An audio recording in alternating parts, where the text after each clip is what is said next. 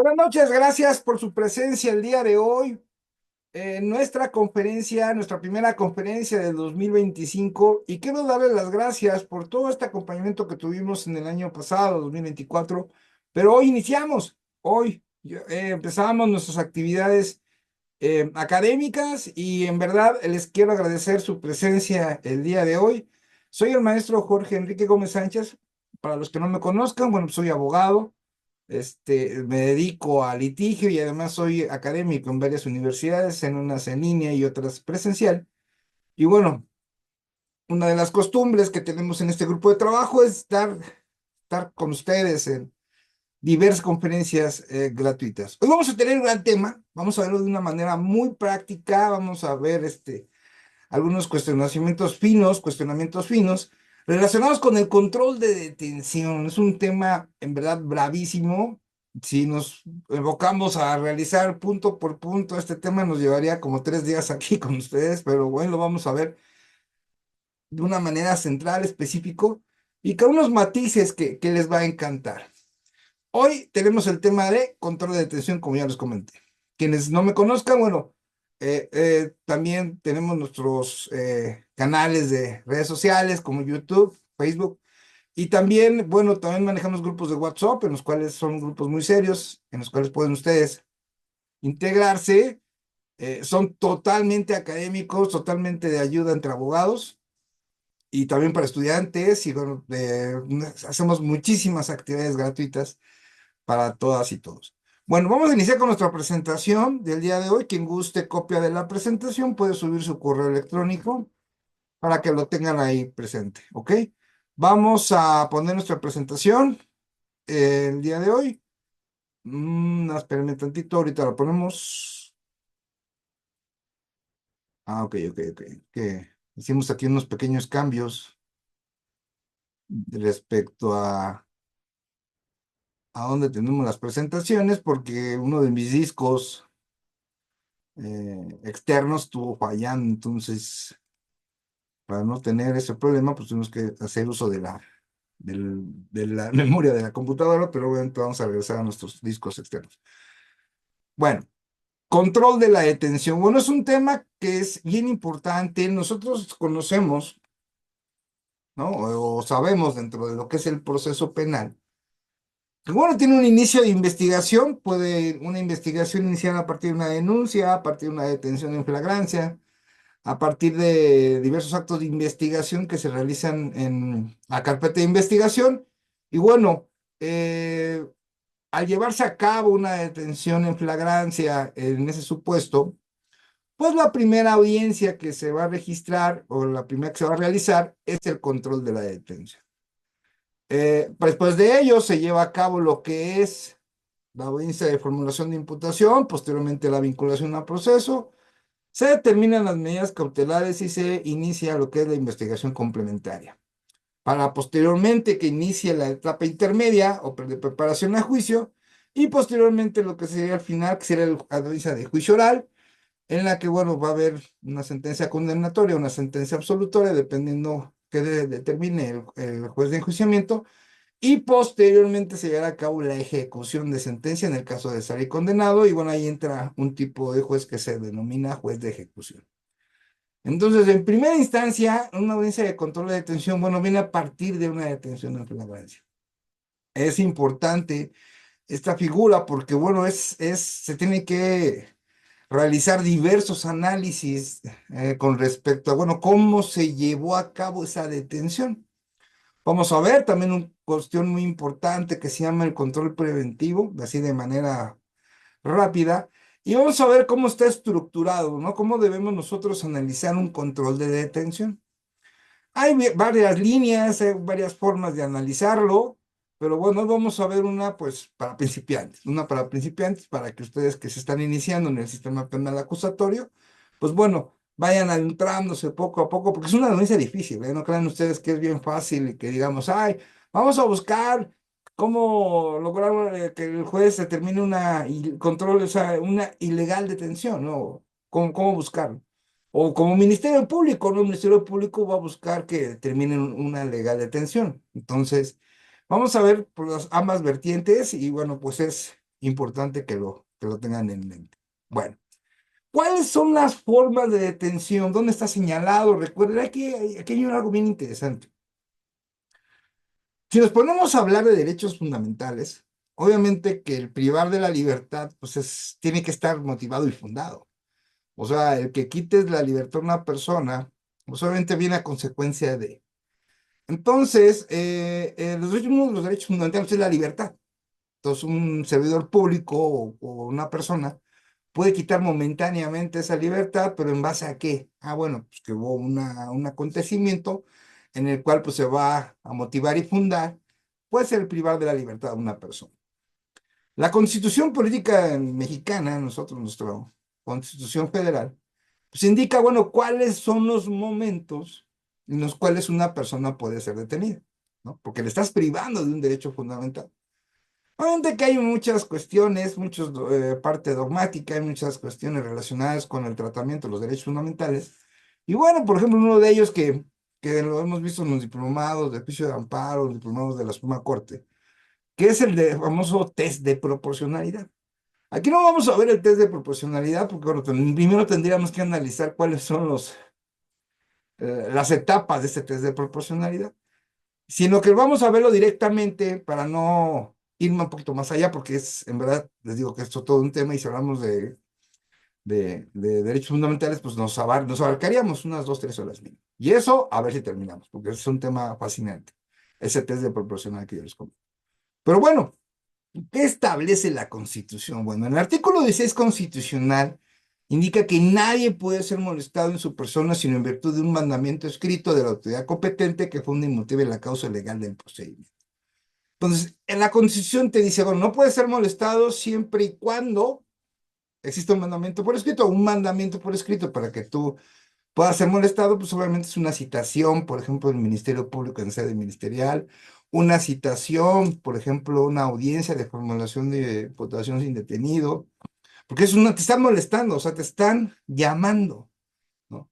Ese sería, pero esos documentos, esos mandamientos pues, están fundados y motivados en una causa legal dentro del procedimiento y obviamente, pues, obviamente, y no estamos hablando solamente de procedimiento penal, sino también podemos hablar de un procedimiento civil, un procedimiento mercantil, administrativo, agrario, en los cuales pues, es una molestia, ¿no? Al momento que tú te entreguen una citación a juicio, pues bueno, o te notifiquen que te están demandando, pues es una molestia. Pero bueno, todo documento debe estar motivado y fundado. Un ejemplo, la orden de aprehensión que te priva de la libertad de ese momento, porque, bueno, hay elementos que un juez determinó para que te obligue tu presencia en un procedimiento penal, ¿no?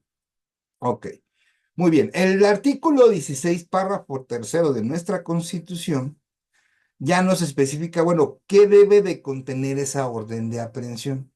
La orden de aprehensión te priva de la libertad, o sea, llegan los policías de investigación, usted se llama Juan Pérez, ¿no? Pues que sí. ¿Sabe qué? Bueno, un cumplimiento de una aprehensión y nos tiene que acompañar. Y no es que si quiera o no quiera, sino simplemente en ese momento lo esposan, lo suben a su unidad y se lo llevan al juzgado respectivo. El cumplimiento de una orden de aprehensión. Bueno, pero ¿qué debe tener esa orden de aprehensión? Y bueno, aquí ya hablamos que, bueno, la Constitución nos señala, es nuestro máximo ordenamiento legal, ¿no? Esto en conjunto con los tratados internacionales en materia de derechos humanos. Pero la Constitución señala que, bueno, va a haber una orden de aprehensión cuando qué. Ah, bueno, tenemos que cumplir con los requisitos. Y esto desde procedibilidad, o sea, un orden de aprehensión debe de cumplir sí y solo sí con estos requisitos constitucionales. Ya hasta el momento no me he encontrado ninguna orden que no sea, que no cumpla con estos términos. Yo nunca me la he encontrado, pero pues puede haber que algún día ocurra, pero lo dudo muchísimo. Porque estamos hablando de la privación de la libertad de una persona. Entonces, bueno, ¿cuál es el requisito de una orden de aprehensión? Número uno, que existe una denuncia o una querella de un hecho que la ley señale como delito. Entonces, estamos hablando de alguien alguien ya denunció o alguien ya se presentó a la agencia del Ministerio Público, denunció los hechos, es un delito de querella y bueno, pues denuncia hechos que la ley señalan como delito. Y eso lo va a determinar el Ministerio Público y la orden de aprehensión la va a solicitar al órgano, al juez de control. Bueno, pero ¿cuál es la diferencia entre denuncia y querella? Bueno, para no hacernos tanto rollo, Yo siempre les digo, son los buenos, no quítense de problemas. Una denuncia puede ser algo anónimo, pero la querella no. Ah, ok. Entonces una denuncia puede ser cualquier persona, es más, puede ser anónima, no hay tema, pero existe la denuncia. Y la querella no. La querella sí debe presentar presente el sujeto pasivo del delito, esto quiere decir la víctima, ¿no? Quien va a hacer va a presentarse con el Ministerio Público y bueno, a petición de parte, va a denunciar los hechos y bueno, ya el Ministerio Público determinará si es un hecho que le señale como delito y bueno, hará las investigaciones respectivas.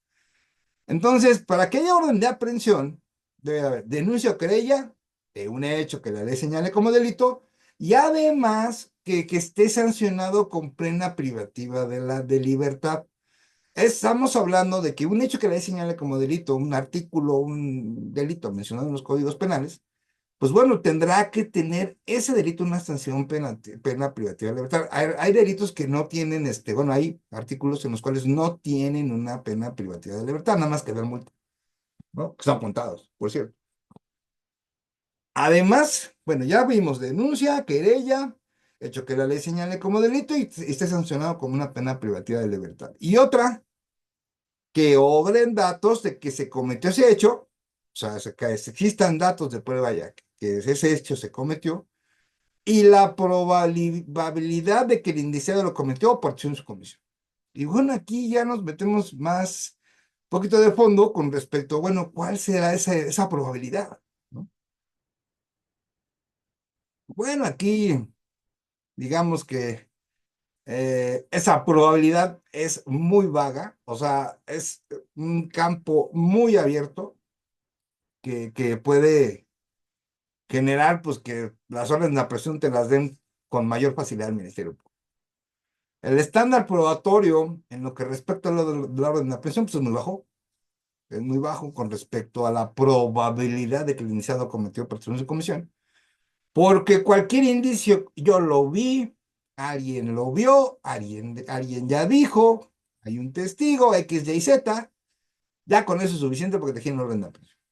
Que sigas el procedimiento con prisión preventiva, ese es otro rollo, ¿no? Pero se crea la orden de aprehensión, van por ti y te entregan al juzgado correspectivo y obviamente irás a lo que será una audiencia, pero no de control de detención en cumplimiento de una orden de aprehensión, sino que vas a ir a una audiencia de formulación de imputación en cumplimiento de una orden de aprehensión. Continuando con el análisis del 16 constitucional, tenemos que cualquier persona, y este entendido es muy bueno, cualquier persona puede detener al indiciado al momento de que esté cometiendo el delito o inmediatamente después de haberlo cometido, poniéndolo sin demora a disposición. Y existirá un registro inmediato de la detención. Este registro se llama el Registro Nacional de Detenciones.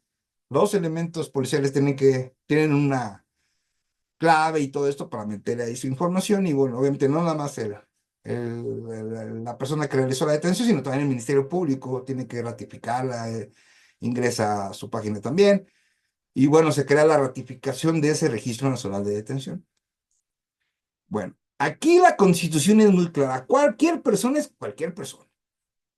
Muchos me debatieron hace muchos años. Y les digo, yo cuando yo estuve en Policía Federal, me pasaron a Guardia Nacional.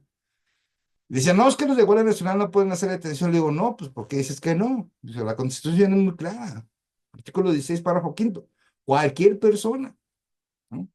Entonces se crea esa mala imagen, bueno, más bien esa mala información, de que no, que los elementos de seguridad no pueden detener, que Marina no puede detener, que Guardia Nacional no puede detener, eso es totalmente falso. Todos ellos tienen la capacidad de tener una persona en el momento de estar realizando un delito o inmediatamente después, conforme a la Constitución. Y lo puede hacer un ciudadano también. Y que el ciudadano no lo haga en su momento, cuando tuvo a la vista, puede haber se puede desencadenar en una responsabilidad penal. Déjenme les informo que sí. Hay omisión en el auxilio, omisión en varias situaciones que omisión del Código Penal respectivo de otro estado o el Código Penal federal, en el cual se va a haber una responsabilidad penal para la persona que no realice algo, ¿no? O sea, o le llame al policía o a lo mejor intente detenerlo, ¿no? pero cualquier persona lo puede realizar. Y vamos a poner un ejemplo, un ciudadano detiene a una persona que se robó una bolsa, ese ciudadano tendrá que entregarlo inmediatamente, ponerlo a disposición de un policía, por ejemplo, ¿no? Y tendrá que ir con el Ministerio Público para que indique su versión. Párrafo sexto. En el párrafo sexto de nuestra Constitución nos habla del caso urgente. Bueno, ¿qué debe de tener los requisitos de caso urgente señalados en la Constitución? El caso urgente, en términos rápidos, es cuando tiene la potestad del Ministerio Público la de detener a una persona, ordenar la detención de una persona. No es un orden de aprehensión, ese es un ordenamiento por parte del Ministerio Público, el caso urgente. Pero ¿qué características debe tener? Bueno, primero debe ser un delito grave y se tiene que determinar, se tiene que confirmar, digo, o sostener que hay un riesgo fundado de que el indiciado pueda sustraerse de la acción de la justicia. Y obviamente que en ese momento no se pueda ocurrir ante la autoridad judicial. Entonces, esos son los requisitos que hay que cumplir. Yo, en lo personal, de todo lo que yo llevo como penalista, no he visto ningún caso real de caso urgente. Pero cuando alguien lo llegue a tener, tiene que cumplir esto, ¿no? Pero ese de acreditar el riesgo fundado de que el iniciado pueda sustraerse, ese sí es un verdadero show, ¿eh? Y bueno, y también que no pueda ocurrir a la autoridad judicial, pues bueno, hoy en día las órdenes de aprehensión las hacen de manera en línea, no es necesario que el Ministerio Público se presente al juzgado, sino que de manera en línea hacen el trámite y se entregan órdenes de aprehensión. Bueno, en el Estado de México te tardan 24 horas, ¿no? 24 horas te tardan. En otros estados no sé si tienen esa forma de hacerlo en línea también, porque bueno, necesitan tener más sofisticados sus procedimientos en las fiscalías. El párrafo 7 del mismo artículo dice, es constitucional. Estamos viendo cuáles son las formas de detener a una persona. Tenemos que es el caso urgencia o flagrancia, que el juez reciba la consignación del detenido, deberá inmediatamente ratificar la detención o decretar la libertad como la reserva de ley. El artículo 16, párrafo 7, aquí nos habla del origen, aquí es la raíz de una audiencia de control de detención. El juez de control que reciba la consignación de una persona detenida en caso urgente o flagrancia deberá ratificar su detención o en su caso decretar la libertad con las reservas. Entonces, en esos dos sentidos tendrá que ser la resolución de una audiencia de control de detención. Hay que recordar ciertos términos, o sea, los términos son, ya saben que los términos son nuestra piedrita en el zapato, no es como abogados litigantes, y bueno, en materia penal, indica que ningún indiciado podrá ser retenido por el Ministerio Público por más de 48 horas. Entonces, vamos apuntando a los que van iniciando en este mundo del derecho penal procesal. Ministerio Público, 48 horas. No hay más. Y es constitucional, artículo 16, párrafo 10º. Y en el artículo 19 nos dice, ninguna detención ante autoridad judicial podrá excederse el plazo de 72 horas. A partir de que el indiciado se ha puesto a su disposición sin que se justifique un auto de vinculación a proceso. Entonces, tenemos Ministerio Público, 48 horas, juez de control tiene 72 horas, pero antes de 72 horas tiene que justificar un auto de vinculación al proceso o dejar en libertad. Entonces, hay que reaccionar rápido nosotros como abogados. Te habla alguien, ¿no? ¿Sabes que tengo un familiar detenido? Está en la agencia del Ministerio Público y bueno, ¿qué hacemos? ¿No? Entonces, la primera pregunta obligada, ¿no? Es como abogados decirle, bueno, ¿cuándo tuvo conocimiento? ¿Cuándo cree que usted que haya llegado fue detenido? Algunos saben la hora exacta cuando fueron detenidos y algunos no. Y entonces necesitas ver cómo va ese conteo de horas. Porque por lo regular, cuando si hay delito y todo esto, por lo regular, el Ministerio Público se queda con los 48 horas. Si lo deja en libertad, lo deja hasta la hora 47, ¿eh? Hasta la hora 46. Es así como se maneja. Y no hay más que para dónde te puedas hacer, sino te toca esperar. Y luego, pues, ver si vas a participar como abogado defensor. Por lo regular se ahorran tiempo los ministerios públicos y inmediatamente designan un asesor, un defensor de oficio, perdón. y ya lo arreglan ellos, ¿no? ¿Cómo nosotros podemos llegar a la audiencia de control de detención? Bueno, no es necesario que te afirme algo el indiciado en ese momento, sino que en la misma audiencia, ya obviamente con conocimiento de los familiares, con conocimiento del indiciado, que no acepta lo sea el abogado particular, en la misma audiencia te pueden declarar abogado defensor privado, en la misma audiencia. Y es muy probable que hasta ese momento tú tengas acceso a la carpeta. Entonces, ¿qué pasa? Bueno, pues si tú tienes acceso a la carpeta, pues tendrás que solicitar un poco de tiempo, o que se lleve a cabo la audiencia, no, ahora sí que sobre la marcha, porque bueno, vas a escuchar primero al Ministerio Público todas las actuaciones que hicieron y bueno, de alguna manera ahí es donde vas a poderte desenvolver. Pero de que debe ser rápido, conciso y preciso, en la audiencia de control de detención, eso que ni qué. Bueno, estos son los plazos que tenemos que tener en cuenta, ¿ok? Bueno, muy bien. Artículo 307 de nuestro Código Nacional. ¿Cómo se entiende la audiencia inicial? Bueno, para empezar, en la audiencia inicial se informará al imputado sus derechos constitucionales, y esos también se los tenemos nosotros que leer a nuestro defendido, y se realizará el control de la legalidad de la detención.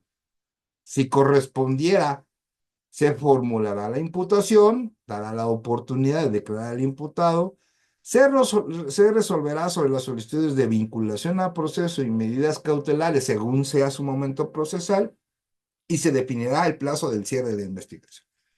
Todo esto contiene la audiencia inicial. Cuando haya un cumplimiento de un orden de aprehensión, no hay control de detención, se van directamente a la formulación de imputación. Muy bien. Pero, ojo, o sea, cuando estamos hablando en qué etapa procesal va, pues muchos te pueden decir, no, que va a ser vinculación a proceso. Bueno, vamos bien. Pero cuando te dicen, o defensor te dicen, tú preguntas en qué etapa procesal va y te dicen, está en la audiencia inicial. Sí, ok, pero ¿en cuál? O sea, tenemos que definir qué parte de la audiencia inicial. No, pues está el término, ¿no? Y vamos a hablar esa parte muy importante que no tiene que ver con control de detención, pero sí es para mí importante mencionar. ¿Tienes control de detención o formulación de imputación por cumplimiento de orden de aprehensión o una formulación de imputación sin detenido? Bueno, se efectúa la audiencia de control de detención, hay una legal detención, en ese mismo instante de la legal detención se formula imputación, o en su caso se formó la imputación en cumplimiento de una orden de aprehensión o de una formulación de imputación sin detenido, y se le va a dar la oportunidad de declarar al imputado. Si él dice no declaro, pues no. Y después se va a resolver lo que es la vinculación a proceso. Esa vinculación a proceso, bueno, hay un término constitucional antes que se tiene que cumplir. El imputado puede decir, ¿sabes qué? Pues no quiero ese término de constitución, quiero que se resuelva de una vez. Esa es una, y se resuelve inmediatamente la vinculación a proceso. Posteriormente se va a resolver las medidas cautelares que sean sujetas a dirimirse en la audiencia y después se va a determinar el cierre de la investigación. Pero pero existe este término constitucional de, bueno, el imputado puede elegir 72 o 144 horas antes de lo de la vinculación a proceso. Por lo cual, en ese término, pues te amplía a ti el término para poder hacer un estudio más de fondo, para hacer un buen trabajo técnico en lo que es la vinculación a proceso. Pero bueno, esa es la elección del imputado.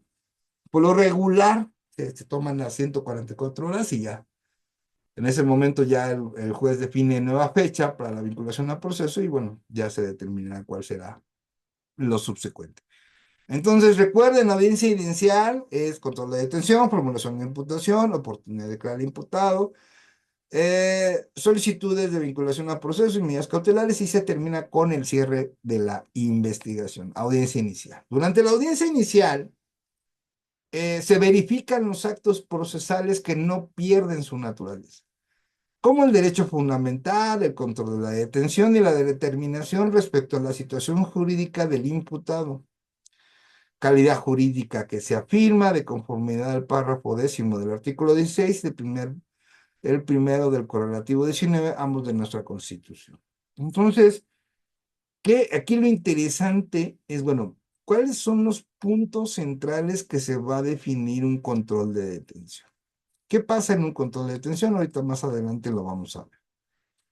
Derecho para el imputado que se garantice que la restricción de su libertad personal se haya hecho con apego a la ley e incluso los lineamientos internacionales siempre que se surtan y cumplan los supuestos para tal efecto, cumpliéndose para ello las formalidades esenciales del procedimiento, lo que implica el respeto del debido proceso y permita que la persona pueda ejercer su defensa ante la autoridad. Y bueno, uno de los primeros principios que nosotros debemos de aprender en lo que es el sistema penal acusatorio es el debido proceso. Todo el mundo le llama, ¿no? Es que violentaron mi debido proceso.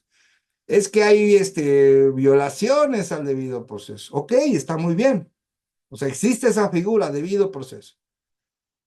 Pero nos hemos preguntado, ¿qué significa debido proceso? O sea, ¿cuál es su definición? ¿Cómo lo voy a argumentar en una audiencia de control de detención el debido proceso? Bueno, pues no lo puedo argumentar si no sé qué es el debido proceso. Por lo cual, pues nos lleva a esa parte, ¿no? Bueno, a ver, ¿qué es el debido proceso? Muy bien. El debido proceso es el conjunto de formalidades que debe cumplirse en cualquier procedimiento legal para defender derechos y libertades de toda persona acusada de cometer un delito. Esto estamos hablando de un debido proceso en materia penal, ¿ok? Que bueno, es similar a todas las áreas del derecho. En el mismo sentido, se refiere a los medios que toda persona tiene que hacer valer sus derechos, derecho a un recurso, por ejemplo. El debido proceso incluye también las condiciones que deben cumplirse para asegurar que toda persona acusada de un delito pueda defenderse y garantizar el cumplimiento de sus derechos. Entonces, vamos, dentro del debido proceso en materia penal está dividido en varias líneas. La primera línea es que se deben de cumplir las formalidades. Y bueno, ¿qué son esas formalidades? Bueno, las formalidades es lo que señala el procedimiento. No, por ejemplo, no puede haber una audiencia de formulación de imputación si hubo una detención en flagrancia, debe de haber a fuerzas una audiencia de control de detención, ¿no? Pero ¿qué formalidades debe tener esa detención? Bueno, las formalidades de esa detención empiezan desde el momento que lo privan a la persona de libertad, ¿no? ¿Esto qué es? Pues el informe policial homologado, algunas periciales que se hayan realizado durante esas 48 horas, el acta de retención del Ministerio Público, que se hayan cumplido esas 48 horas, no pueden ser 49, tienen que ser 48 horas, y presentarlo hasta el juez, y bueno, que el juez tiene 72 horas, ¿ok? Entonces, esos pequeños lineamientos es las formalidades. Y la segunda línea a seguir dentro de lo que es el debido proceso es que, bueno, que tenga el indiciado, el imputado, las condiciones para defenderse y garantizar sus derechos. ¿Sus derechos qué de qué? Pues muy sencillo. ¿Qué derechos tiene el imputado? Lo señala la Constitución. Derecho a tener acceso a la carpeta, derecho a que le den algún medicamento, por ejemplo, derecho a que tenga un abogado, sea de oficio, sea particular, que tenga diferentes derechos que tiene el niño. Eso lo señala la Constitución y también lo señala el Código Nacional. Entonces, ese es el tipo de derechos, malas formalidades, es a lo que nosotros conocemos como el debido proceso y es lo que se debe de observar en un control de detención. Y ahorita más a detalle lo vamos a ver para que quede un poco más claro. El juzgador deberá garantizar el adecuado ejercicio de la defensa. Debe de observar que es una defensa técnica, una defensa que sabe. Si no, te va a correr del juzgado. Eso ha ocurrido muchas veces. También hasta han corrido ministerios públicos, ¿no? Así como el esclarecimiento de los hechos, el Ministerio Público realizará sus peticiones de forma coherente, congruente, completa y sustentada, a fin de que la defensa esté en posibilidad de verificar que dicha manifestación se encuentra un reflejo en los datos con que cuenta y en su caso los pueda contravenir. Entonces, por eso es importante la copia de la carpeta de investigación para nosotros como abogados defensores, porque es la misma que tiene el Ministerio Público. Ahora, hay algo bien importante que debemos tener ya aquí metido el chip. Fíjense, ese de la verdad a mí sí me costó trabajo, pero bueno, ya lo logramos. Pero ese tiempo sí me costaba trabajo. Debemos entender, sí, solo sí, no hay vuelta para atrás. El juez jamás ve la carpeta de investigación. O sea, no den por hecho que el juez va a ver esa carpeta. No lo mencionen en la audiencia porque se supone que el juez ya sabe. Y eso de que dicen que el juez no tiene acceso a la carpeta no es cierto. El juez sí ve la carpeta, no. O sea, por eso es el procedimiento oral y acusatorio. O sea, todo se va a vertir oralmente. Se supone, bueno, en teoría debe ser así, porque si no se cae hasta en un delito, que todo lo que esté verbalizado aparezca en la carpeta de investigación. Y para eso estamos nosotros como abogados defensores, también está como asesor jurídico, que bueno, que hay un pronunciamiento por parte del Ministerio Público, debe estar en la carpeta de investigación. Si no lo está, levantamos la mano, su señoría, acaba de decir un dato de prueba del Ministerio Público que ni siquiera está en la carpeta o no va de dado traslado. Acuérdense, el juez jamás ve la carpeta de investigación. Y todo es oral, ¿eh? Todo es oral. Pero si vas a argumentar algo dentro de una audiencia, cualquier audiencia que ustedes tengan en el sistema penal acusatorio, debe estar respaldado en la carpeta. No pueden mencionar algo que no venga en la carpeta o que digan cosas que pues ni al caso. Entonces, todo es oral, no se les olvide. O sea, si dicen, ¿sabes que voy a escribir medios de prueba? Pero de seguro ya sabe el juez de control cuáles están mal y pues obviamente él las va a declinar. No. El Ministerio Público tiene un escrito de acusación donde dice que se va a ofrecer ese medio de prueba por parte de la Fiscalía, pero no ha visto ese documento como tal. Él nada más sabe que está ese medio de prueba. Entonces, si nosotros no lo combatimos, pues se va a ir. Y lo vamos a tener que atacar ya hasta que se desahogue, pero a lo mejor fue materia de exclusión de medios de prueba. Eso es un tema ya de etapa intermedia. Pero a lo que voy, nunca se les olvide. El Ministerio Público es el que tiene la carpeta junto con el defensor y el asesor jurídico. El juez jamás ve la carpeta y no den por hecho que el juez sepa tal situación de la carpeta. ¿Por qué? Porque no tiene acceso a la carpeta. El artículo 308 de nuestro código de procedimiento, eh, muchos le llaman código adjetivo y otros legislación adjetiva, y bueno, le pusieron ya como 20,000 nombres. Yo digo nada más Código Nacional y se acabó, ¿ok? Digo, en ese entendido. Inmediatamente después de que el imputado detenido en flagrancia o en caso urgente sea puesto a disposición del juez de control, el juez citará una audiencia.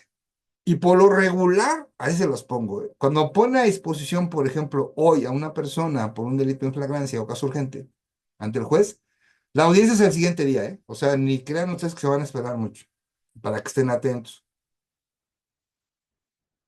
Le informan a él puede hablar por teléfono para señalar a sus familiares, o en su caso, pues estar pendientes ahí en el juzgado, ¿no? Si se lo llevaron a las 3 de la mañana y está ahí en el juego a 3 de la mañana, pues no duden que la audiencia sea a las 12 del día del siguiente día, cosas así. Y bueno, hay paneles menos juzgados donde ahí aparecen las audiencias, ahí puedes cachar que ya toca la audiencia o simplemente preguntar. Hay una oficina de partes que está a las 24 horas del día y tú puedes llegar a, soy abogado de tal persona, fue remitida al juzgado y te dan la información. Y dice, ah, no, mira, ¿qué crees? Me ha tocado, por ejemplo, a mí que dice, no, todavía no está señalada la audiencia, ya llegó, sí está aquí, ya aquí lo tengo registrado, pero todavía no se señala la audiencia. Si quieres, vuelve en unos 10, 20 minutos a ver si ya señalan la audiencia y ya vas y regresas. Ah, mira, ¿qué crees? Ya la denunciaron el día de mañana a las 12 del día. Ah, ok, perfecto. ¿Mm? No te ha firmado el imputado ningún documento, la familia no puede designarlo porque pues, ellos no son los imputados o indiciados en ese momento. Y bueno, pues en la misma audiencia te puede señalar. En la misma audiencia te puede decir, quiero que me abogado. Y el problema es obtener la carpeta de investigación porque es todo un show. Tienes que andar buscando al defensor, tienes que tener el documento firmado, pues si no te da chance, ¿verdad? Cuando estás en sede ministerial, sí, porque puedes ahí una vez ahí colocarte como abogado defensor privado y ya te entregan ahí inmediatamente la copia y ya te dicen, te da un poquito de tiempo para estudiar la carta. Muy poco, pero debemos estar bien atentos porque esto es de rapidez. En la audiencia de control de detención tenemos que estar rápidos. Ojo, yo lo recomiendo mucho. En cuestiones penales no trabajen solos. en ninguna del área de derecho, ¿eh? No trabajen solos, acompáñense por alguien. Bueno, eso se lo recomiendo. Quien gusta pertenecer a grupos de WhatsApp vampiros, que yo mismo soy el que los coordina, suban su número telefónico para que sepan de todas nuestras actividades gratuitas y además de otras en materia jurídica y además de libros, además de los tesis de los viernes y que nos ayudamos a abogados entre otros estados para hacer alguna diligencia. También tenemos, si quieren copia de la presentación, suban su correo electrónico. Muy bien. El juez le preguntará al detenido ya en la audiencia si cuenta con defensor. Si ya estamos nosotros, le decir, sí, pues mi defensor es el maestro Jorge, el licenciado Jorge Gómez. Ah, ok, bueno, se va a señalar como, te va a decir, te va a señalar como abogado defensor privado. Sí, sí, señoría, protesto de cargo. Punto. Entonces, así se acaba la pena. Ya cuando pides pedir poco de tiempo para la carpeta o ya te vas, te vas derecho, ¿no? Y si no tiene abogado, pues ordenará a un defensor público que le hará saber que tiene derecho a ofrecer datos de prueba, así como acceso a los registros. En un control de detención, bueno, es lo que yo les voy a enseñar mi técnica. Si quieren participar en los grupos de WhatsApp, por favor suban su número telefónico. Yo mismo los ingreso y son reglas muy claras. El que hable de política, sea bien o mal del gobierno, es una expulsión inmediata. No permitimos chistes groseros. Exclusivamente nos dedicamos a una cultura jurídica. Muchos opinan, piden opinión. Oye, ¿qué hago? Me pasó esto. Ah, puedes hacer esto, que es una armonía muy padre en esos grupos. ¿Qué pasa en un control de detención? Bueno, si tú ya estás en sede ministerial, pues si vas a estar con los familiares. Le digo, ¿sabes qué? Pues están los familiares, pues inmediatamente saber la historia. ¿Sabes qué? Pues dime con quién se junta, dime a dónde iba, qué iba a hacer. No, pues empezar a encontrar la raíz antes de la detención. Si tenía problemas, si en verdad se dedica a esto, pues es preferible que me digas a mí ahorita con la verdad para que yo no la descubra, porque en algún momento la voy a descubrir como abogado defensor, y más si eres esos de dale, dale, dale y dale, ¿no? Entonces, bueno, dices, ¿qué pasó? Y entonces, pues, creo que lo detuvieron aquí, aquí, allá, bueno, a ver, tienen medios de moverse, pues empiécense a mover. ¿Qué es lo que buscamos nosotros en un control de detención? Inmediatamente si hay cámaras, pero a la voz de ya. No, pues yo creo que fue detenido en casa de Sutanito. Bueno, pues váyanse a casa de Sutanito y me investigan, pero a la voz de ya, a ver si hay cámaras. E inmediatamente tocas, ¿no? Pero como no puedes estar tú en sede ministerial y ir a buscar cámaras, por eso necesitas un abogado que te ayude, ¿no? Y si tienen que repartir las ganancias, mitad y mitad, eso es como en todo. Bueno, ya se lo así lo hace. Y ya que, pero que vayan los familiares, tú no vas a ir, o si no vas a decir, güey, necesitamos un carro. Bueno, cuando no tienen las cuestiones, ¿no? Cuando no hay cuestión económica, o ni siquiera con un carro, pues bueno, no vas a ir tú, porque haces una cosa u otra. ¿Por qué? Porque en la audiencia de control de detención lo señala bien en el artículo 308. Puedes ofrecer datos de prueba. Y aquí hay un detalle bien importante. Tú el dato de prueba a lo mejor lo consigues 3, 4 horas antes de que inicie la audiencia. Y tú dices, no, pues ya no me da tiempo de entregar al Ministerio Público. Ah, no, sí, cómo no. Llegas con tu dato de prueba a la audiencia de control de detención, tu copia obviamente es original y la copia, porque la copia que es, pues va a ser tu acuse, y ahí mismo le das vista al Ministerio Público. Y te las tiene que aceptar, ¿eh? Y más delante del juez de control. Señor Entero, y así sea que los vea o no los vea, pues son datos de prueba que estás ofreciendo como defensa, ¿no? Porque una de las cuestiones que se busca en un control de detenciones, por lo regular, y si no, y ya ven que no les encantan hacer historias magníficas a las fiscalías, pues revertir, ¿no? Decir, es que no estuvo en el lugar de los hechos, no fue ahí la detención, así no fue, entonces es ilegal. Si es legal y tienen todo, pues bueno, no hay mucho para dónde hacerse, porque pues sí hay hasta grabaciones, hay testigos, tienen todo bien hecho. Cuando está todo bien hecho, no hay tema. No hay mucho de dónde agarrarte, pero a veces no pasa así. A veces dice, te está el nudo detenido, te dice, oye, ¿qué crees, Lico? O sea, Pues sí me detuvieron, pero a mí me detuvieron como a 2 colonias de donde dice el IPH. Le digo, a ver, espérate, ¿cómo estuvo eso? Cuéntame. Entonces tú puedes interactuar. A veces no te da tiempo, no te da tiempo, pero bueno, aquí lo importante es que, pues, estemos atentos, ¿no? Si suben su teléfono, súbanlo con los 10 dígitos, por favor, para que yo sepa hacer cuál es, porque luego me dicen, es que se lo pasé, maestro, pero sin nada. Le digo, no, pues me lo conté y todo, porque luego no puedo yo hacer. Bueno, muy bien. Estamos hablando del control de la legalidad de la detención.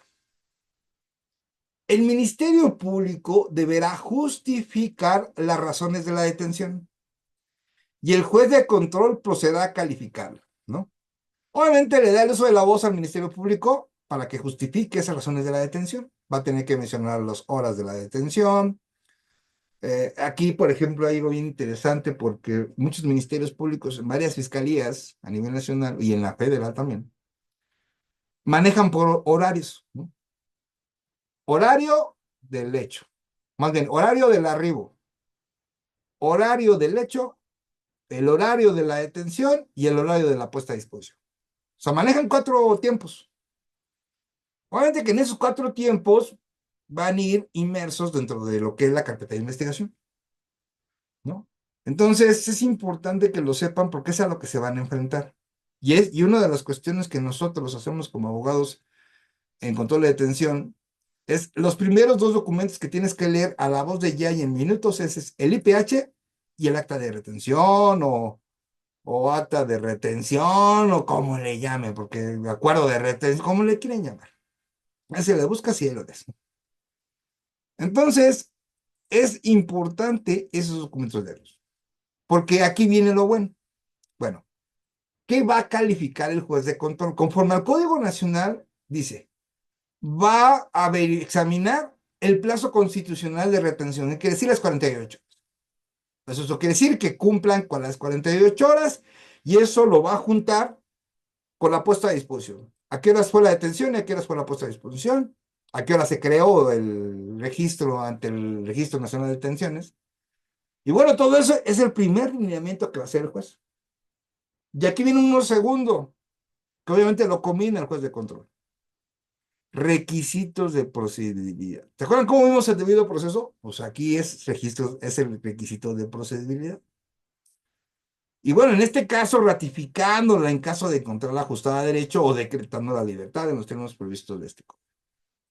Ahora, una detención es flagrancia, es lo mismo, tendrá las mismas características que una detención en flagrancia en la ejecución de un cateo. No, no son las mismas condiciones, por ejemplo, si lo agarran en la calle y que lo agarren en un cateo. Cuando hay una detención en cateo, pues es flagrancia. Se encuentran dentro de ese domicilio droga, armas o un objeto ilícito, ¿no? Entonces, tendrán que cumplir esos requisitos de procedibilidad ¿con qué? Pues con la orden de cateo para empezar. A ver, está bien, la orden de cateo se llevó con sus requisitos que se deben de cumplir al llevar a cabo esa orden de cateo. Todo eso lo va a verificar el juez. Y cuando es una detención en la calle, por ejemplo, pues va a tener que ver, bueno, dónde fue la detención, cuál es la distancia, por ejemplo, ahí del lugar de la detención a la agencia del Ministerio Público y, bueno, el recorrido que se llevó a cabo, el por qué no se, por ejemplo, se hizo en una agencia más cercana y por qué no en otra y así, ¿no? Se la puede ir pasando. Pero entonces, bueno, hay que establecer, bueno, esos momentos. Y esos son los momentos que nosotros tenemos que analizar como abogados defensores. ¿Cuándo fue? ¿A qué horas fue? Y bueno, argumentar por qué es ilegal la detención. Pero esos requisitos de procedibilidad es un punto clave y les voy a decir por qué. Muchos amigos míos, también son abogados penalistas, me han referido que en las audiencias de control de detención no te hace el juez de control no te deja hacer un análisis, sino simplemente se basa a que se llevó a tiempo, punto y se acabó. O sea, ni siquiera te da la oportunidad de decir, es que mira, con estos datos de prueba que yo traje hay una exclusión del delito. Ni eso te deja hacer. Obviamente, ¿qué pasa? Pues hoy en día ya es apelable la resolución, pero pues te lleva más tiempo. Entonces, Ahora, también es estrategia tuya. Tiene que ver mucho la estrategia y si no, pues te esperas a la vinculación al proceso. Pero es muy importante ver, bueno, qué documentos de datos de prueba son utilizados para el control de la detención. En teoría, pues se supone que debe ser el IPH. Debe ser el IPH, el acuerdo de retención, y bueno, ver cuáles son los tiempos, ¿no? Eso es importante, los tiempos, porque tú puedes invocar, por ejemplo, dentro de la audiencia de control de detención, que bueno, pues se solicitó verbalmente, por ejemplo, o por escrito al Ministerio Público, pues en la aplicación del 140 del Código Nacional. ¿Esto qué es? Que no se llegue con detenido a la audiencia de control de detención, sino que se realice posteriormente una formulación de imputación, ¿no? Porque el delito lo amerita, por cuestiones así. Pero pues eso, a veces el juez sí te lo va a aceptar y a veces no. Cuando el delito es grave y merece prisión preventiva justificada y todo ese rollo de delito es grave, te vas a tener que esperar las 48 horas y tendrás que esperarte hasta la audiencia de control de detención. Pero hay delitos que acaban en sede ministerial. El último que me tocó fue una de resistencia. Digo, se resistió. Digo, no hay tanta gravedad. No tuve que ir a sede ministerial, todo lo hice por teléfono. Digo, no, espérese, ahorita los 48 lo voy a dar. Oiga, Lick, seguro que si no me lo van a llevar al penal. No te lo van a llevar al penal, te lo van a soltar. O sea, hoy en día el Ministerio Público no va a judicializar en primera instancia un delito de resistencia, ¿no? Simplemente lo. Y dicho y hecho, pasaron las 48, y me acuerdo mucho que la mamá me decía, pero me están pidiendo dinero, le digo, no les des nada. O sea, así de sencillo. Yo pensé, dije, bueno, o sea, hasta lo hice yo como prueba. Decir, bueno, a ver, quiero ver que el Ministerio Público judicialice con un delito de resistencia. Quiero ver, ¿no? Quiero ver, ¿no? Y así lo dejé. No, no le dé nada y ahí espérese. Todo por teléfono. Ok, espérese. Ya como después de las 48 horas, que pues, bien lo saben, son 2 días. Llamaba a la señora pues bien feliz, no, no, sí, ya me lo entregaron, pero Lick lo van a mandar a llamar, le digo, sí, no se preocupe, en un futuro sí lo pueden mandar a llamar a una formulación de imputación, pero eso, con tantas cargas de trabajo que tienen, en verdad lo veo, pero muy, muy, muy lejano. No, ya, les voy a decir una cosa, en las fiscalías, en todas, están al mal en sueldos, ellos mismos se compran su impresora, ellos mismos compran sus hojas, llenan su tinta, ¿no? Utilizan su propia gasolina, su propio vehículo. No, no, no están mal. Lo que le sigue, en verdad, es una pena. Y bueno, yo admiro mucho a esos ministerios públicos porque aún así sacan el trabajo. Vamos a ver las líneas de acción, ¿qué les parece? Las líneas de acción del control de detención. Pero vamos a tomar nuestro pequeño break. Acuérdense, cada hora lo tomamos. Vamos a ir por un café. Recuerden, quien guste subir su correo electrónico para recibir copia de la presentación, suba su correo electrónico. Y quien guste pertenecer a nuestros grupos de WhatsApp de grupos jurídicos Vampiro, por favor suban su número telefónico. En unos minutos regresamos. Vamos a estar en nuestro break. En un momento los veo. Gracias.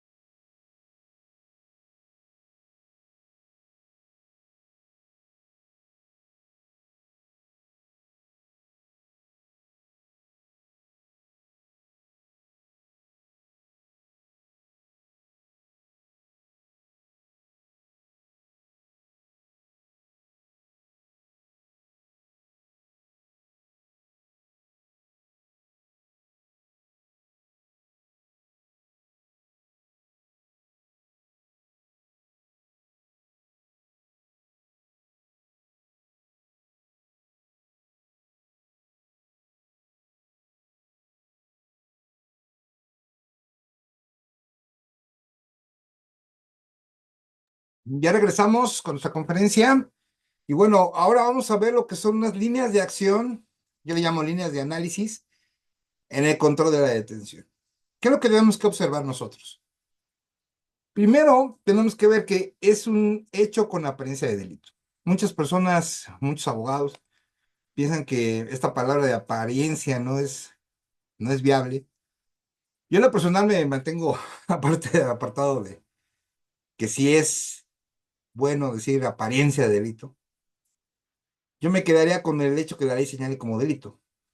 Pero hablando de control de detención, pues obviamente hay un hecho, el cual ese hecho va a estar contenido dentro del IPH, dentro del informe de la autoridad que realizó esa detención en flagrancia, por ejemplo, o si fue caso urgente, de, bueno, cómo son esos hechos. Y quien va a determinar, eso es lo que se conoce en la teoría del delito como la tipicidad, la adecuación del derecho al tipo penal, pues bueno, lo va a tener que ser el Ministerio Público. Pero es ahí donde nosotros tenemos que hacer ese análisis. Esos hechos son un delito. O sea, tendremos que establecer eso. Entonces, el primer análisis es analizar los hechos, como le llaman con la apariencia de delito. El segundo es revisar bajo qué supuestos de flagrancia fue detenido, en este caso fue detenido en flagrancia, y revisar bien los requisitos en el caso de caso urgente. En razón de que, bueno, tenemos que revisar, bueno, qué supuestos son, qué supuesto es el que se señala del 146 del Código Nacional. Punto 3, la puesta a disposición sin demora.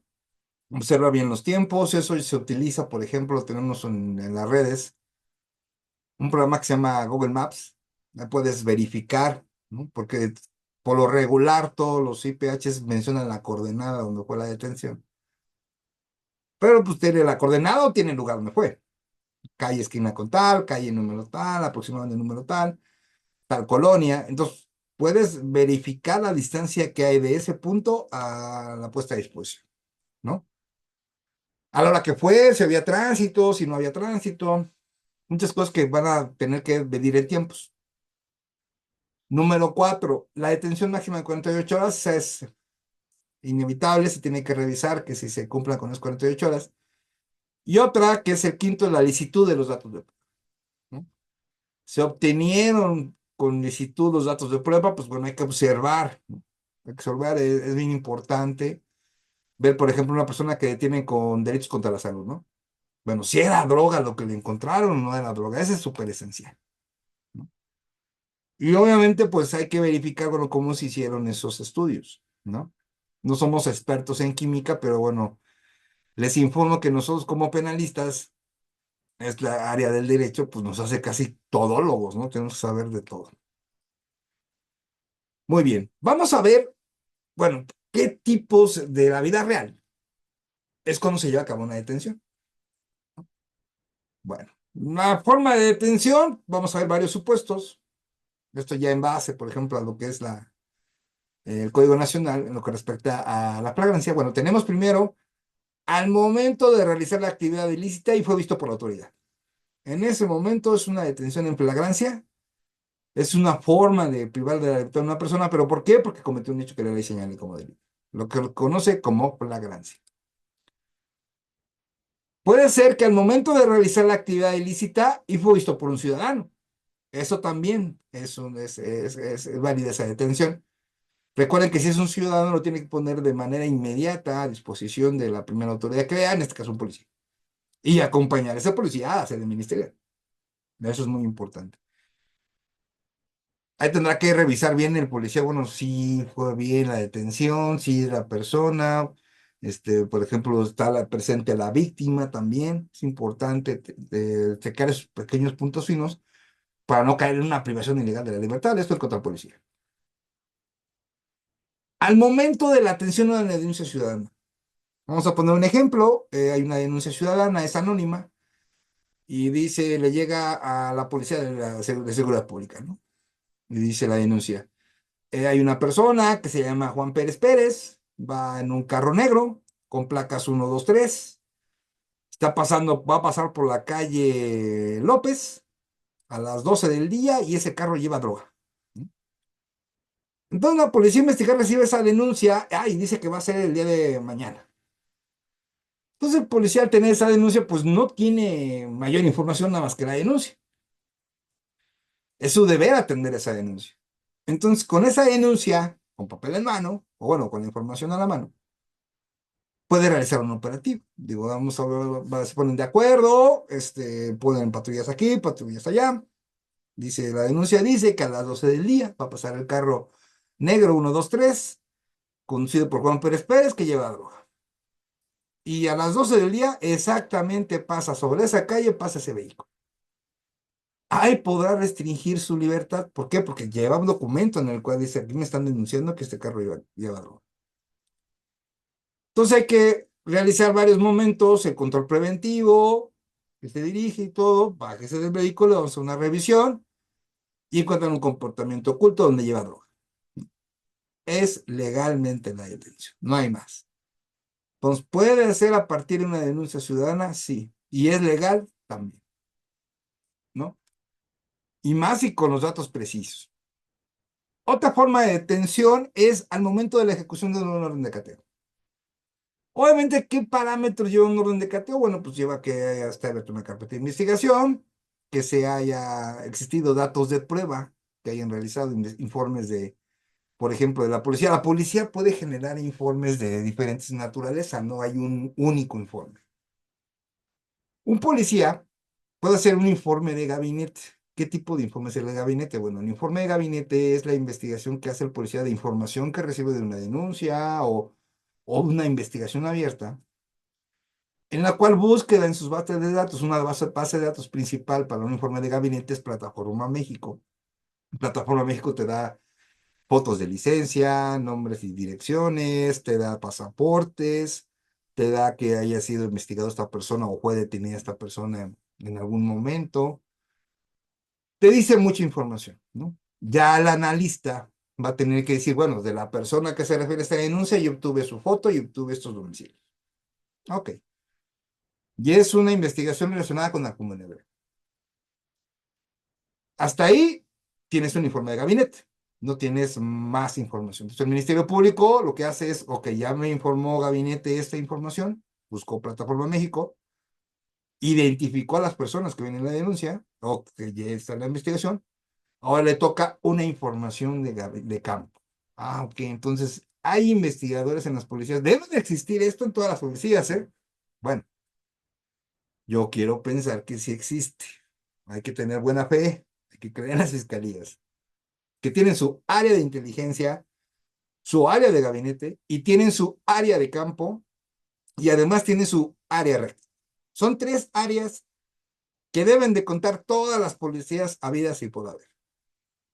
Si no las hay, ese ya es su problema. Digo, yo no voy a resolver el problema de las fiscalías, no es mi puesto, no me están pagando para eso y es más, ni me gustaría entrarle.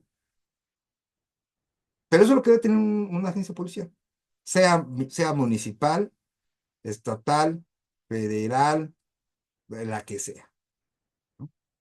Todas las áreas de seguridad pública deben tener su área de inteligencia de gabinete, su área de investigación de campo y su área reactiva. Entonces, vamos a un informe de gabinete de campo. Va un investigador de campo, obviamente no va a ir vestido de policía, pues debe de pasar desapercibido, y saca fotografías de bien inmueble, vigila a quien sale, entra, y bueno, pues encuentra patrones. ¿Qué pasa si tú vigilas una casa 24 horas? Un día. No necesitas luego ni más. Con un día tienes. Ves sale una persona a las 7 de la mañana, va con una mochila, pues sale, se sube a un camión y se va. Y eso hace el siguiente día también. Bueno, que te haces pensar que es una persona que sale a trabajar, ¿no? Ese patrón encontraste. Pero ¿qué pasa si son las 11 de la mañana y apenas sale una persona? Pues de entrada esa persona no tiene un trabajo. Ok. Y aparte, se ves que se ve reunidos, se va a reunir con otras personas, eh, que no hacen nada, nada más estar en una esquina, por ejemplo, y empieza a ver como que empiezan a repartir algo. Dices, a ver, espérate, esta persona salió de esta casa, se fue a una esquina, se junta con 3, 4 sujetos, se acercan los vehículos, hacen intercambios. Intercambios será. Entonces, llevan viviendo una vida así y lo llegas a ver en 3, 4 días y empiezas ya a ver, date cuenta que la persona entrega un sobrecito y le entregan dinero. Y esto lo informas al Ministerio Público y que salen de esa casa. Entonces el Ministerio Público, con esa información que tiene, puede solicitarle a un juez de control un orden de cateo. ¿Por qué? ¿Qué se busca? Pues vamos a averiguar si es una droga lo que están vendiendo, ¿no? Y que no continúen haciendo ese hecho. Pues X razones, hay más información, digamos que hay más datos de prueba, y se hacen el orden de cateo. Y al momento de hacer ese orden de cateo, hay personas adentro, y encuentran ahí 2 personas ahí adentro. Pero ¿qué crees? Dentro de los cajones, dentro de una cómoda, o en la misma mesa, encontraron cientos de dosis de droga. Entonces, esas 2 personas se van a tener que estar detenidas. ¿Cuál dirían ustedes? ¿Cuál delito sería? Bueno, vamos a anunciar los hechos. Vamos a hablar de los hechos. Un orden de cateo, ingresan al lugar, y en el momento que ingresan al lugar, estas 2 personas tenían 100 dosis en la mesa de droga dispuesta a ser vendida al menudeo. Llega un químico, mete una sustancia, son las bolsitas donde son indicadores, le metes la sustancia, la agitas y si te da un color, pues es cierto tipo de droga. Para lo que es cocaína es como un azul turquesa. Para otros es como un cafecito, por ejemplo, cuando es heroína. Va a variar los colores conforme al tipo de droga que es. Entonces, ¿hay un delito flagrante en ese momento? Sí. Entonces preguntas, ¿cuál sería? Si nos vamos a que son los delitos contra la salud, pues nos daremos cuenta que es la posesión. Podemos pensar en ese momento que tienen una droga ilícita, en este caso, una droga que ya se comprobó qué tipo es. Y también al tenerla dentro del domicilio, también es un delito, ¿no? Al tenerla asegurada ahí en su domicilio, ¿no? Entonces, ¿podríamos hablar de un delito de salud? Sí, por los hechos, porque se encontró la droga dentro de la casa y había 2 sujetos dentro de la casa.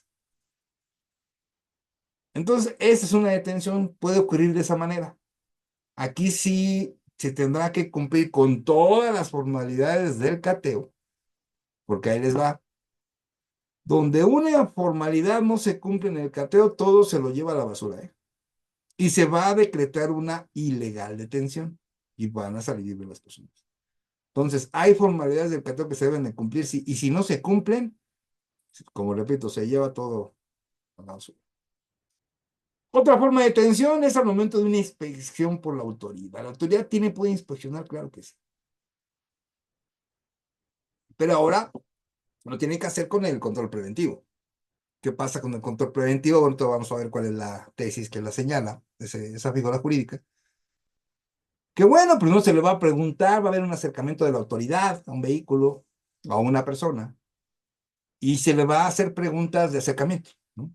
No se le va a privar de su libre tránsito, no va a ser detenida, sino cuál es. Entonces, mientras, y en ese momento, el policía o el servidor público, de seguridad pública, razonablemente y objetivamente detecte alguna situación en la cual se presuma que está cometiendo un delito, ir al segundo paso.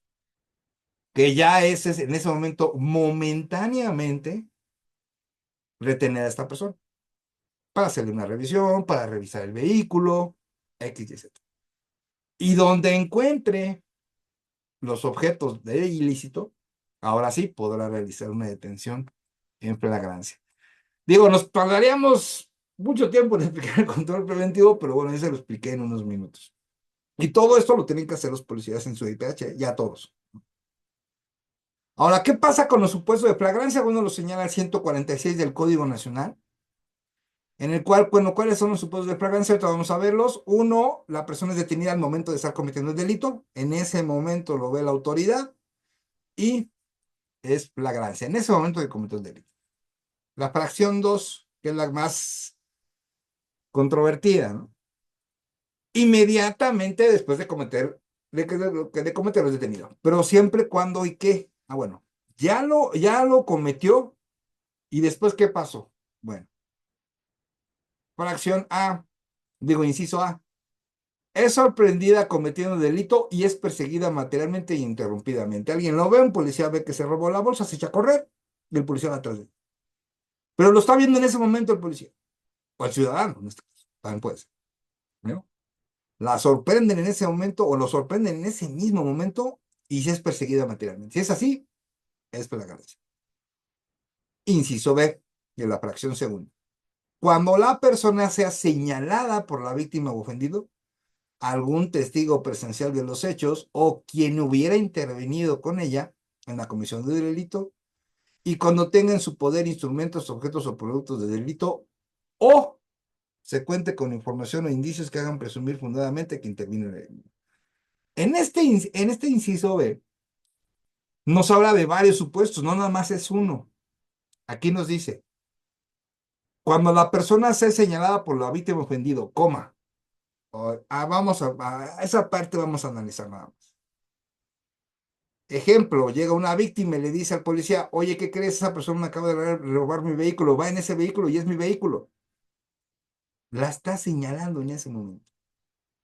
Flagrancia por señalamiento. Entonces el policía ya tiene ese conocimiento, ya lo está viendo, luego puede tener flagrancia. ¿Ok?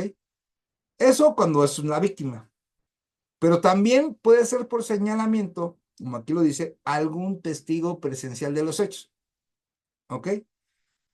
¿Sabe, señor policía? Yo acabo de ver que esa persona le pegó a la otra, pero se desmayó, pero es el que va corriendo allá.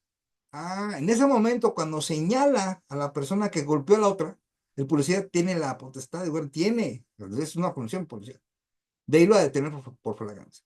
Lo señaló un testigo de los hechos.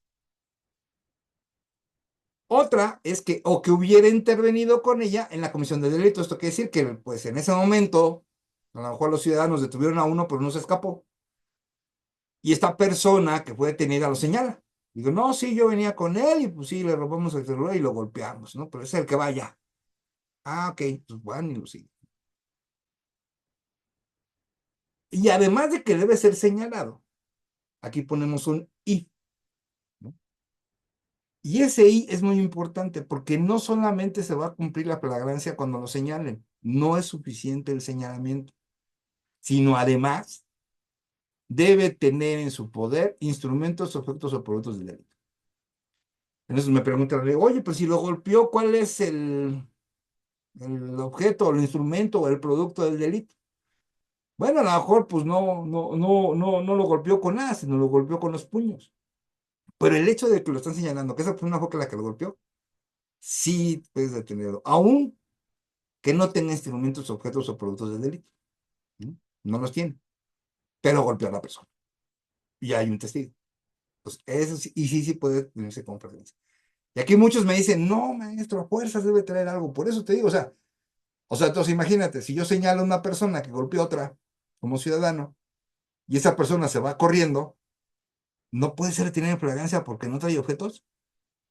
No, debe ser detenida en flagrancia y sería una detención ilegal. Bueno, hay personas que sí debaten eso, no dice control de detención y yo, bueno, hasta ahorita yo no he sabido que alguien gane. Y este O es separador, o sea, no se tiene que cumplir todo lo anterior, no. Este O es separador totalmente y dice, fíjense, o sea, es totalmente aparte, es otro supuesto. Entonces, estamos hablando de que cuando sea señalada por la víctima, testigo o quien haya intervenido. Y además, que tengan los objetos producto del delito. Entonces, esos puntos van juntos. Y este O nos separa en otro supuesto. ¿Y cuál es ese supuesto? Que se cuente con información o indicios que hagan presumir fundadamente que intervienen en el mismo. Llega una persona, una víctima, le dice, policía, pues me acaban de golpear, me robaron. El policía le dice, bueno, ¿lo ves? No, ya no lo veo, pero corrió para allá. Bueno, dime cómo viene vestido. Pues, ¿qué crees? Viene vestido de pantalón de mezclilla, camisa blanca. Y tú dices, el policía va a decir, bueno, pues ¿cuántos hay ahorita vestidos con pantalón camisa blanca? El verdadero trabajo policial es decirle a la víctima, ¿tienes otro dato? Sí, trae un arete, trae un tatuaje, trae una pulsera. trae un tatuaje en la pierna, ¿no? Sí, sí, si te short, por ejemplo. Ahí sí, ya cuentas con indicios, con información para poder presumir fundadamente que una persona con pantalón de mezclilla, camisa blanca, con un arete, golpeó y robó a una persona. Y ahí puedes ir detrás de él, puedes buscarle, puedes ir buscándolo, ¿no? ¿Cuánto tiempo tarda? Bueno, pues eso no te determina la ley, ahí pues tienes 2 horas, ¿no? Para encontrarlo, ¿no? Eso no dice la ley. Pero sí te da la oportunidad de buscar, ¿sí? Ahora, ¿qué otro supuesto nos maneja? Bueno, para los efectos de la fracción segunda, inciso B, que es el que estábamos viendo por señalamiento, se considera que la persona ha sido detenida en flagrancia por señalamiento, como ya lo hemos mencionado, siempre y cuando inmediatamente después de cometer el delito no se haya interrumpido su búsqueda o localización. Entonces, lo puede ir a buscar el policía, pues no va a haber una interrupción en esa búsqueda de localización. Pero hay que definir qué es búsqueda y qué es localización, porque son dos términos diferentes. Bueno, la búsqueda es la acción de buscar. Entonces, vamos a buscar una persona de pantalón de mezclilla, camisa blanca y una aretina. Esa es a la que estamos buscando. Y además, pues, se robó cartera, se robó dinero y aparte lo golpeó, ¿no? Ok. Y la localización es lugar donde se encuentra algo. Entonces, la información que puede recibir el policía es decir, bueno, dice el ciudadano que la persona que le robó trabaja en este taller mecánico, que está ubicado en tal calle y tal. Ah, no, pues ahí van a buscar a ese lugar. Ahí lo pueden encontrar, los pueden buscar a ese lugar. Y bueno, no se haya interrumpido, ¿no? Que ejerzan las acciones de búsqueda o de localización de esta persona que cometió el delito y bueno, sí se puede hacer en ese momento. ¿Cuánto puede durar? Pues yo creo que eso lo va a ponderar el Ministerio Público y también va a ponderar si efectivamente es la persona, ¿no? Porque puede ser que lo encuentren después de 3 horas. Pues sí, 3 horas, pero ya 3 horas no sabemos si es la misma persona. Y más si no tiene las características. ¿Cómo se caracterizan estas personas? Por lo menos son los tatuajes, traer un utensilio, lentes, ¿no? Su complexión. Hay personas que son muy fácil las pueden detectar, ¿no? En su complexión. Porque, bueno, el buen policía, pues pide datos generales, ¿no? Ojos, orejas, labios, nariz, un cabello, ¿no? Está pintado, no pintado. Corto, largo, mediano, medio corto, o abundante, o cómo. Y hay datos que son muy precisos, ¿no? Yo en lo particular, pues varias audiencias de control de detención se fueron con legales, precisamente porque la víctima dio santo y seña, ¿no? Entonces ahí no te da lugar. Cuando están santo y seña, no hay lugar. El último que tuve fueron 3 tatuajes. La persona trae los 3 tatuajes y luego hasta colores. Pues no se pudo hacer más y se fue hasta vinculación a proceso. No sé, ya estoy seguro de llevar sentencia porque yo ya no continué con el asunto. Bueno, el 146 nos dice que cualquier persona puede detener, como ya lo señala la Constitución, a otra en la comisión de delito flagrante, debiendo entregar inmediatamente al detenido a la autoridad más próxima. Y esa es su punto del Ministerio Público. Los cuerpos de seguridad están obligados a realizar lo que es el registro de la detención, igual como lo señala la Constitución.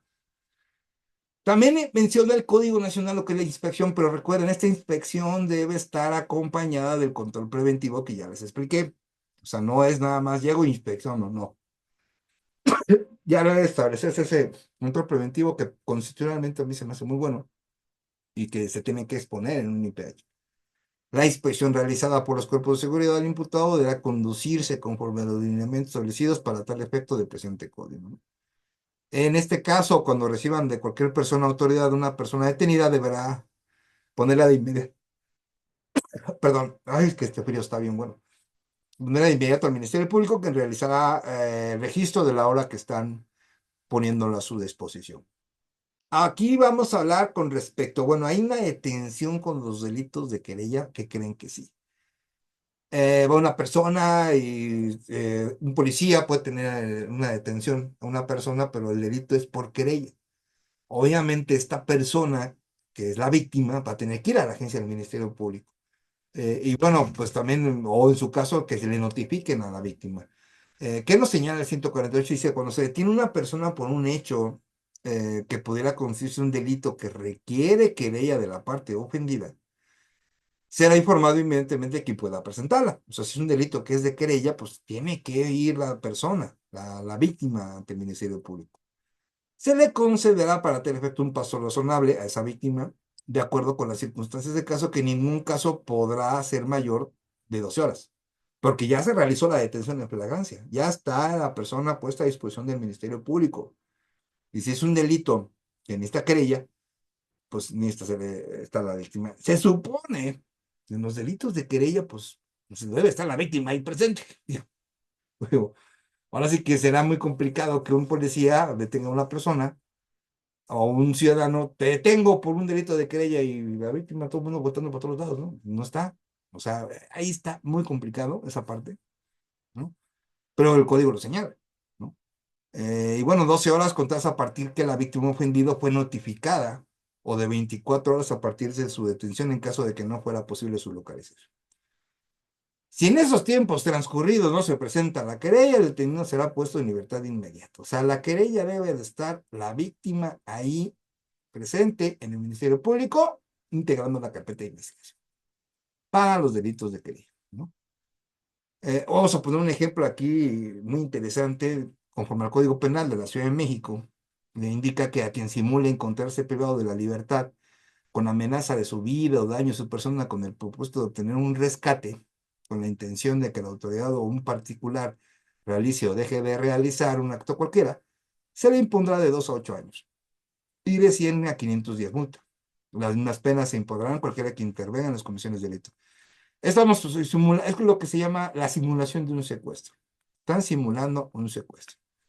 Este delito, cuando es simulado, se persigue por querella de parte ofendida cuando se cometió por un ascendiente, descendiente, cónyuge, parientes, por consanguinidad hasta segundo grado, concubina, concubinario, pareja permanente, adoptado, adoptante, parientes por afinidad, hasta el segundo grado. Si la víctima es bueno, más bien el que cometió este delito es ascendente o descendiente, es en términos generales, o hay una línea ahí de afinidad, o concubino o concubinario, es un delito por querella, va a tener que ir la víctima, va a tener que ir la víctima a ser ministerio. ¿Okay? Bueno, lo controla, esta es la tesis 2010-961 de la primera sala de la 10ª época, fue de 2016. Y bueno, esta nos habla del control preventivo, que son los parámetros a seguir por los elementos de la policía para que aquel que tenga validez con posterioridad a la detención en flagrancia. Muchos pensaron, oye, maestro, pues es una tesis aislada, no es de jurisprudencia. Sí, estás en lo correcto, es una tesis aislada. Pero aquí me menciona un control provisional preventivo que sí se debe seguir. Ahora, no todas las tesis están dirigidas a los órganos jurisdiccionales, ¿no? Ese también es digo, yo también fallas dentro del Poder Judicial de la Federación. ¿Por qué? Porque si tú pones una tesis, pues dale informe a todas las instituciones de seguridad pública y oblígalas a realizar diversos cursos de ese control preventivo que tú estás señalando. Y yo se los pongo bien fácil. Hacer un curso de ese control preventivo y policía que no pase ese examen no sale a operar. Punto. Pero no, nada más quedan tesis y ahí la dejan ahí como diciendo, no, pues está bien. No, o sea, ese es un gran error del Poder Judicial. Bueno, eso y de muchos errores que tiene, porque no crean que son perfectos. Entonces, nosotros como abogado defensor, yo agarro esta tesis y la primerita que reviso en un control de detención. A ver cómo realizó ese control de detención. Cómo realizó ese control preventivo. Porque todos lo deben tener. Y esta es pieza clave en nuestros análisis en el control de detención. Si nosotros analizar el informe policial homologado no cumple un control preventivo poblacional, es elemento suficiente para buscar la ilegal detención. Así lo explico. O sea, ya hoy en día no puede llegar un policía, mira, lo agarras en la esquina y le encontré droga. No me digas que tuviste rayos X en los ojos o cómo. No puede ser así. Hay que hacer este control preventivo proporcional y esta es una pieza clave para nosotros como abogados defensores. Que les enseñen o no les enseñen a los elementos policíacos es otro rollo. Hay cada quien que tenga sus errores. Fiscalías, Secretaría de Seguridad Pública, allá es su problema, ¿no? Pero a mí este control preventivo me da para mucho en una audiencia de control de detención. Esta es otra tesis, la 2013-126, que nos habla de la puesta a disposición, ¿no? Alcances de la expresión sin demora, de manera inmediata, autoridad competente y relativa de su valoración acuerdo a las circunstancias justificantes del caso.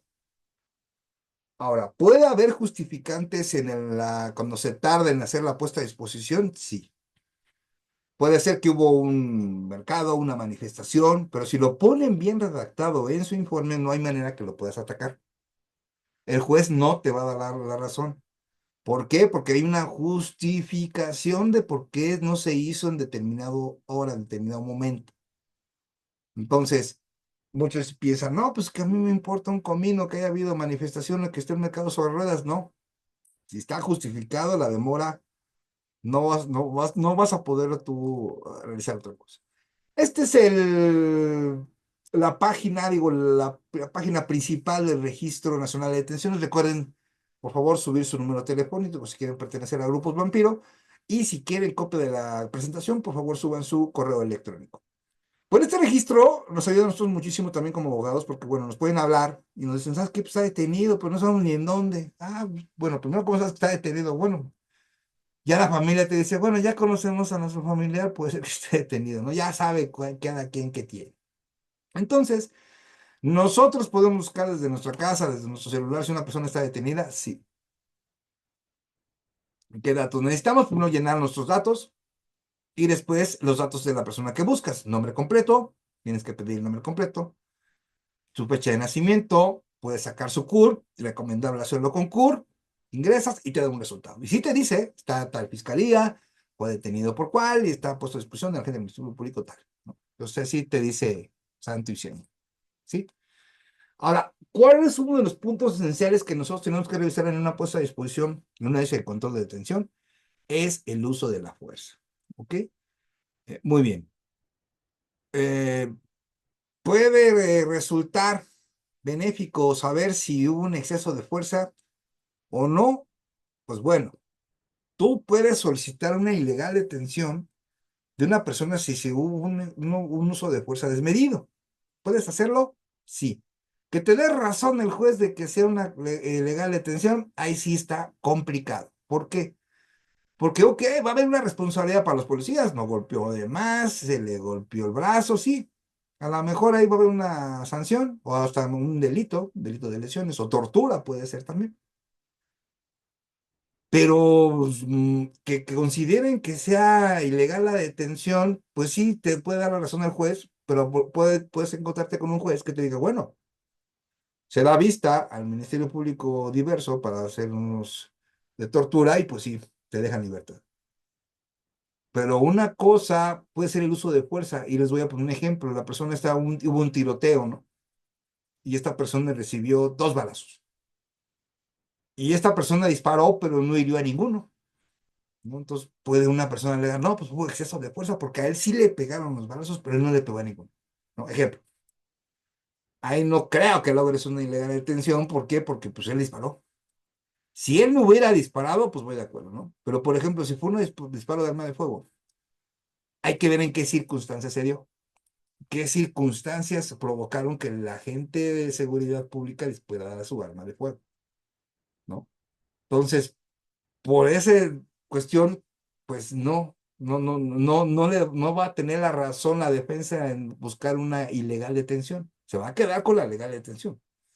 Vamos a poner un ejemplo.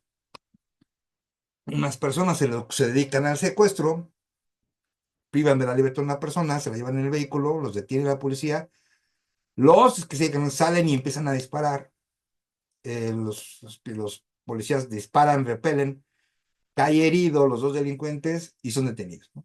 Ok, bueno, viene la audiencia de control de detención. Y el abogado defensor dice, no, pues como recibió 2 balazos, eso es un uso de la fuerza desmedido, ¿saben qué? Pues quiero que sea ilegal la detención. Pues el juez va a dar vista de los de quien disparó, ¿no? Puede que en vista a ver si se ejerce una responsabilidad a los agentes aprensores. Pero de ahí que se le quite la legal detención por el delito de secuestro, o bueno, en ese momento delito de privación ilegal de la libertad, lo dudo. Entonces, hay que utilizar este uso de la fuerza, sí, bien, pero en algunas ocasiones no te va a dar mucho para dónde hacerte. Y bueno, recuerden que dentro del uso de la fuerza tenemos lo que es la disuasión, la persuasión, hay medios de control primero, o sea, antes de utilizar el arma hay una reducción física, por ejemplo, un control de espacio. Existe la fuerza con medios menos letales, como por ejemplo un bastón, un agente químico, dispositivos eléctricos, ¿no? Que hoy en día la policía no tiene esto, ¿no? Pero debería de tenerlo, ¿no? A lo mucho yo creo que un bastón policial, a lo mucho, y yo creo que ellos mismos se lo compran, ¿no? Porque ni siquiera se los da la institución. Y el uso del arma de fuego, ¿no? Que ya es la fuerza potencialmente letal, pero obviamente esa será en los agentes de policía siempre y cuando hasta que pues, haya un enfrentamiento, ¿ok? Ahora, dentro del análisis de la carpeta de investigación, nosotros en la audiencia, si te la tienes en la audiencia, hay dos documentos inmediatamente a revisar. Uno es el IPH y el otro es el acuerdo de retención, o acta de retención, o como le llaman. Debe ser un espejo. Cuando aquí no hay un espejo, ahora sí, porque si el juez va a revisar la procedibilidad dentro de una audiencia de control de detención, se tiene que analizar el acuerdo de retención. Y si ese acuerdo de retención está mal, sobre eso nos basamos nosotros para una causa de buscar una detención ilegal. ¿Por qué? Porque ya lo detuvo la policía, ya lo puso a disposición, pero quien determina que siga detenido es el Ministerio Público en su acuerdo de retención. Él dice, queda usted retenido 48 horas para que se realicen las investigaciones correspondientes y después se decidirá si está puesto usted en libertad o queda a disposición de un órgano jurisdiccional. O sea, la detención termina con el policía a la puesta a disposición. Pero en ese momento también inicia la detención por parte del Ministerio Público, que debe ser a la par. Mucha gente dice, no, es que no puede ser al mismo tiempo. Le digo, no. O sea, por ejemplo, la pone a disposición a las 11 de la mañana el policía. Pues a las 11:01 debe de haber ya un acuerdo de detención, porque en ese momento ya queda a cargo de la detención del Ministerio Público, ya queda a cargo de él. Y ahí empiezan a contar las 48 horas, no al momento de la detención, es al momento de la puesta a disposición cuando empiezan a contar las 48 horas. Y de ahí, pues ese acuerdo de retención es debatible en ese control, sí. Que los jueces no lo quieran hacer, ese es otro rollo, ¿eh? Ese ya es otro paquete y ahorita con que ya es apelable, ya, o sea, tú puedes, siempre y cuando sea bien tus argumentos, pues puedes debatir un acuerdo de detención. Y que sea ilegal buscar el control ilegal de la detención, sí, sí es válido y se puede hacer. Declaración del imputado en la audiencia de control de detención, sí puede hacerlo, sí, sí, sí hay forma de que pueda hacerlo en la audiencia de control de detención, pero tiene que estar un poco preparado, digamos. Bueno, como diciendo, pues, ¿pero qué va a declarar? Acuérdense, el indiciario o imputado puede declarar en cualquier momento del estadio procesal, en cualquiera, y a la hora que quiera. Entonces, él puede decir, ¿sabes qué? Si declaro o no declaro, ¿no? Pero si va a declarar, obviamente va a tener, porque va a tener algo, ¿no? Pues, ¿qué crees? Sí, tome unas fotos y aquí está mi celular. ¿Saben qué? Quiero que se pida los registros telefónicos porque yo estaba en otro lugar y no en ese momento. O sea, él puede declarar eso. Él no dice control de detención, ¿no?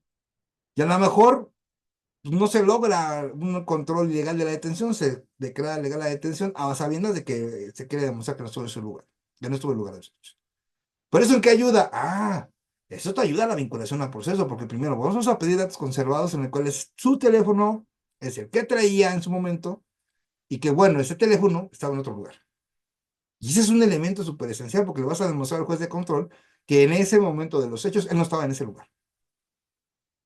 Por lo cual ya en el estadio de vinculación al proceso se va a pedir la no vinculación al proceso.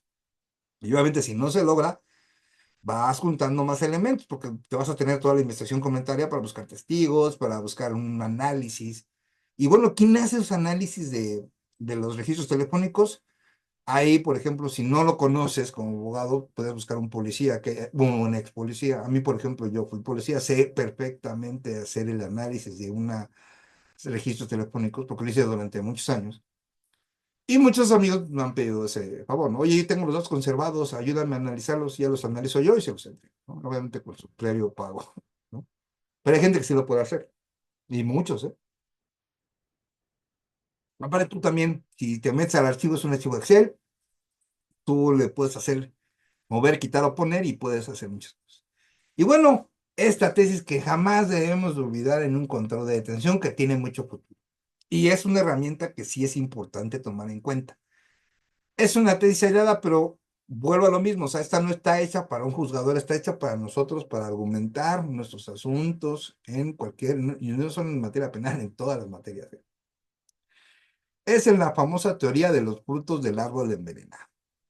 No se actualiza por el hecho de haberse practicado una diligencia de reconocimiento de una persona por una fotografía sin observar las formalidades legales. Obviamente que aquí nos habla que no se actualizan ese tipo de cosas, ¿no? Pero ¿qué nos dice la teoría del árbol, del fruto del árbol envenenado? Bueno, primero que ya la nombraron en una tesis, ¿no? Una, dos. Todo dato de prueba que sea obtenido de forma ilícita y que de ella misma emane otras actuaciones de investigación, todas las demás actuaciones de investigación deben ser nulas. Si el origen es ilícito, las demás son ilícitas. Así en pocas palabras, mejor dicho, ¿no? Nulidad se puede sanear, entonces mejor hablemos nada más de ilícito, ¿qué? Que sean obtenidas bajo violaciones a derechos fundamentales. Bueno, espero que les haya gustado esta conferencia. De veras lo quise hacerlo más práctica en este nuevo inicio de año. Quiero dar las gracias. Esta es la primera de 2025 y quiero agradecer la presencia de todos y cada uno de ustedes en nuestra inicio de actividades en este 2025 hoy. Muchísimas gracias por su presencia, en verdad es el inicio de este año. Vamos a tener muchísimas conferencias gratuitas, muchísimas, ¿no? Ya hablé con el maestro José Miguel y vamos a tener muchísimas, ¿eh? Ya tenemos proyectadas para este año.